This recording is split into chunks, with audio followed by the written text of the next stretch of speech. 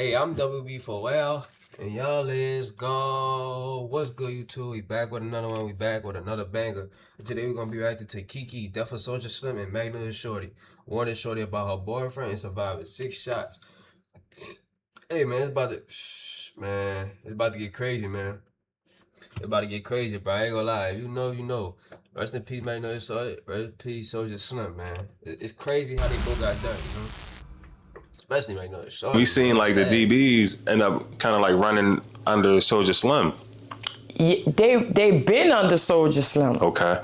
See, it was, I told you, like, everybody one big family. So it's this going on, this going on, this going on, this going on. So they was fucking with Slim too, and Slim knew, you know, he laced them up with, I can't tell the DBs to chill since Shorty Mike got killed. So he laced them up with the song or whatever, and that kind of like amped them up or whatever. But you know, like, all us was from the same project, so we really was like, it was all family. And then do you remember the day you got the news that Soulja Slim was killed? Yeah, we was in the shopping center.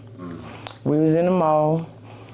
They called us and said Soulja Slim got killed.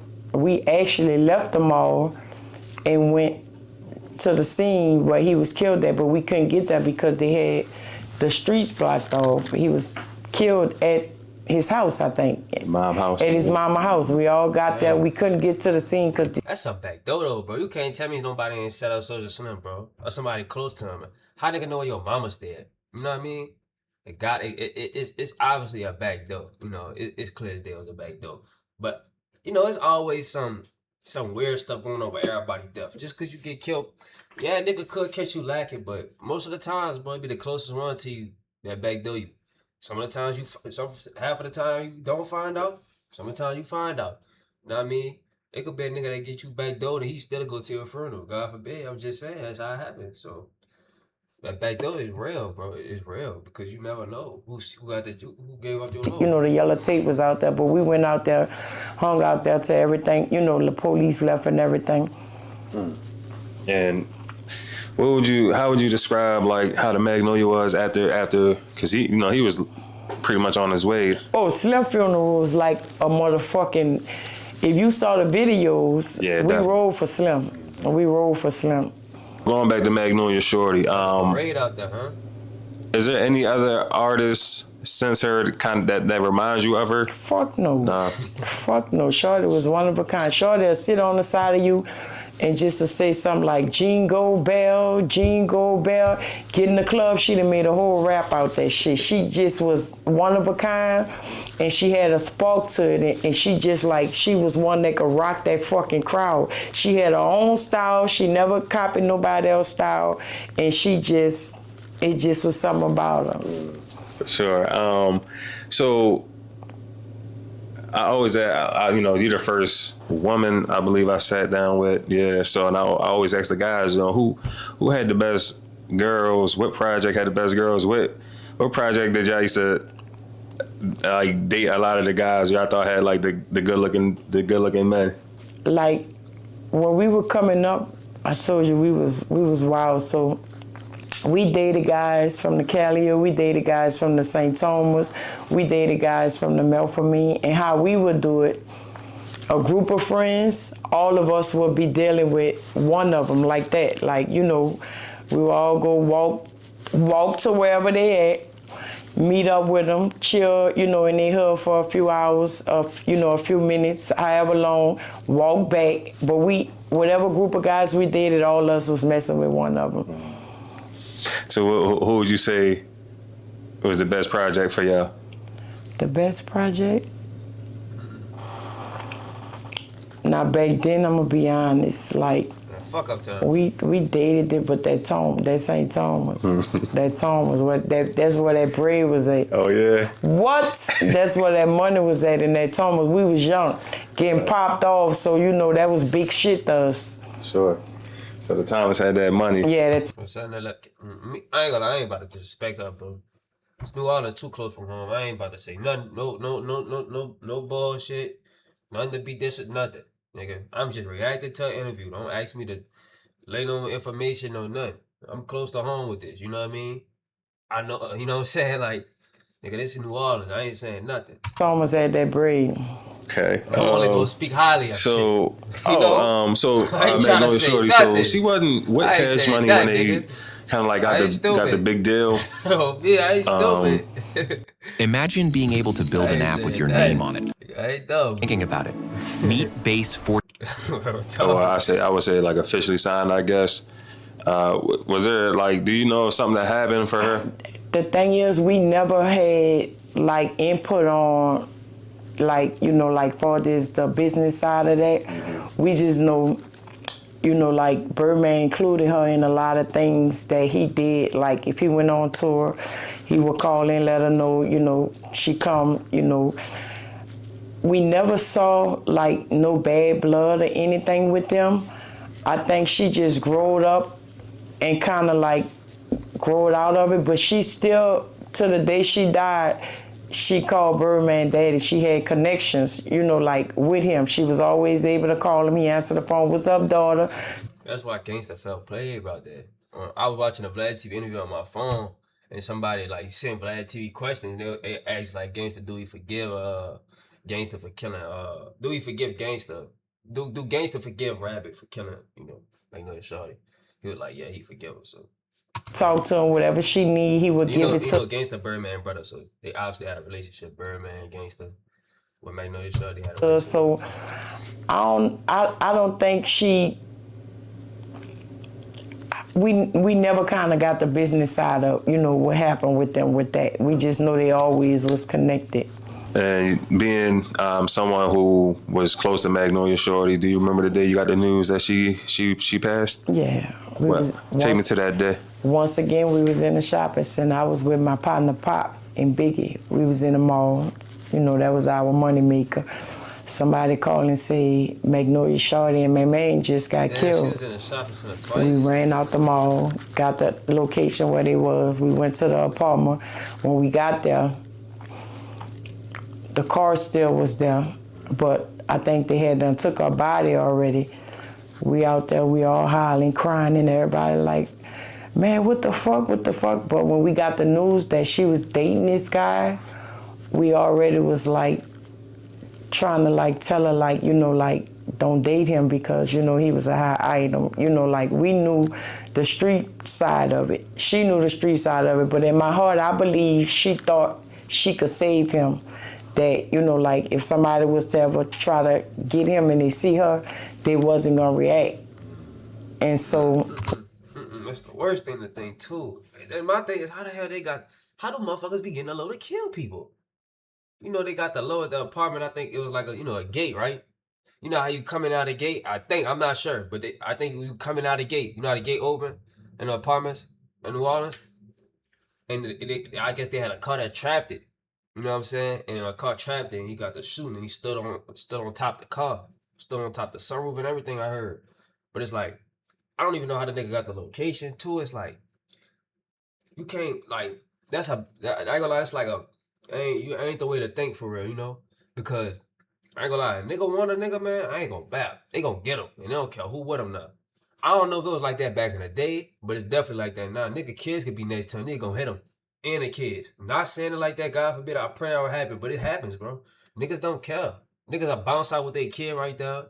Grandma, nigga don't care who right there. Nigga will bounce out. If I really want you that bad, nigga, bounce out. So I don't know who the hell that nigga was to for a nigga to get him like that. I don't know. He must really was in a... one thing led to another, and she ended up getting killed with him.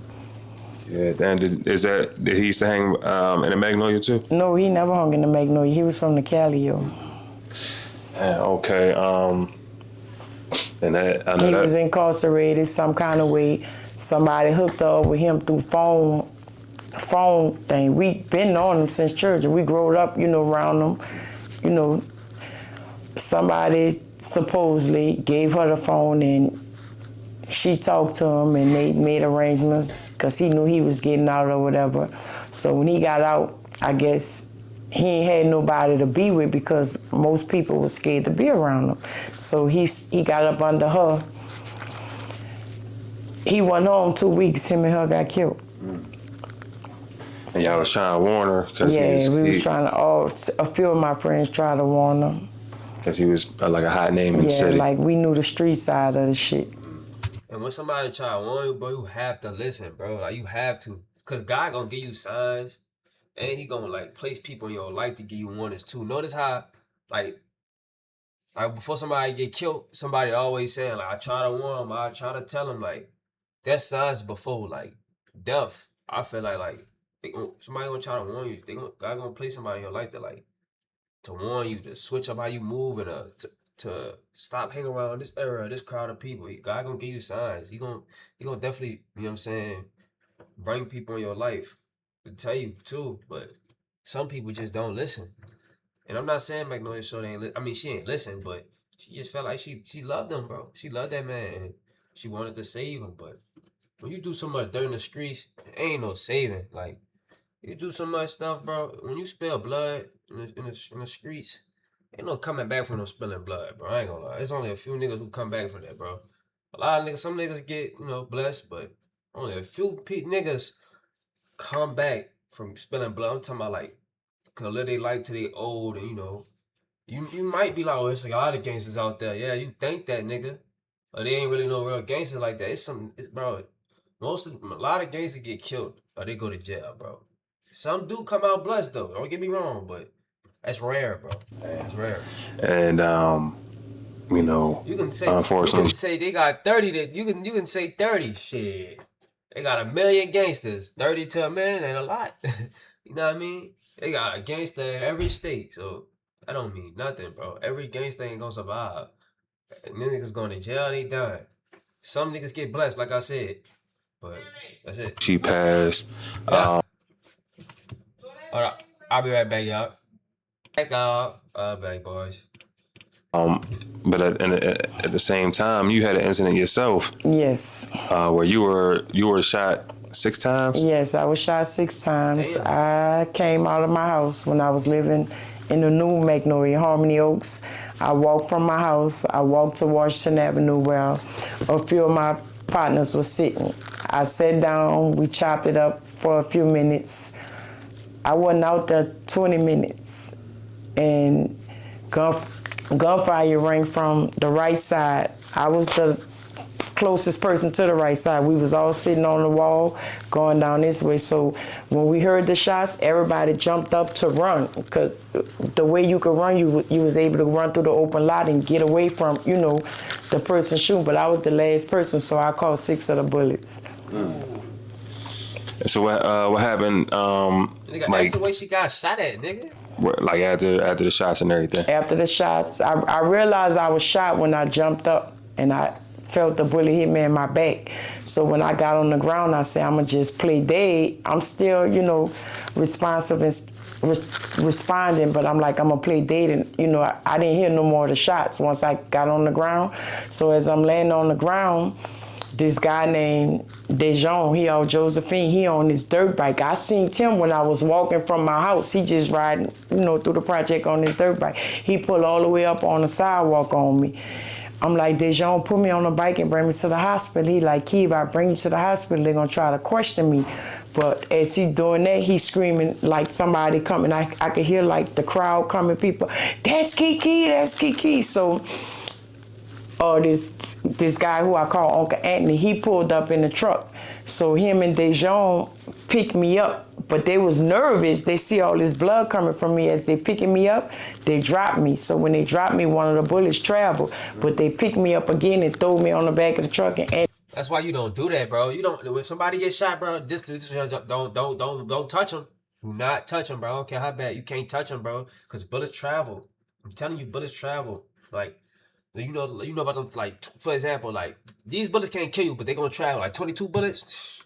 You get hit with 22 bullets. You get hit in your back about 6 times, so 22 bullets. You might not be able to walk because that bitch gonna travel and they small, and you ain't gonna get. And sometimes every bullet ain't gonna get removed from you. Sometimes people stick out bullets in their body. It hit their spine or hit somebody that mess them up and they die years later. So don't move nobody, bro, when they get shot, bro. I'm telling you, bro. Do not touch them. I'm sorry. I know how bad you want it, bro. You just can't touch them, bro. Bullets travel, and it's gonna make it worse, to be honest. they drove me to the hospital, so I was able to make it. But that's good that they drove to the hospital and she made it. I'm not saying like definitely, you know what I'm saying? I ain't gonna say just leave them there.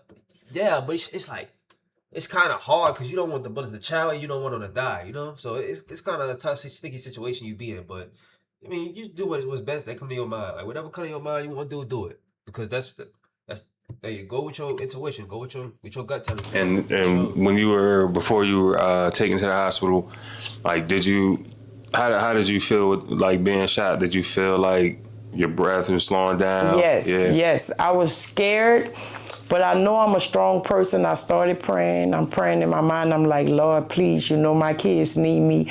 I felt myself getting short-winded after I was dropped. The snacks you love, ingredients you trust. That's the worst feeling. Hi, this is That's the worst feeling though, bro. members, but my true self. Hey, but if y'all like that video, subscribe, like, comment, send it to your mama, send it to your cousin. I don't fuss, but I mean I don't cuss, but it might be a little fuss. You know what I mean?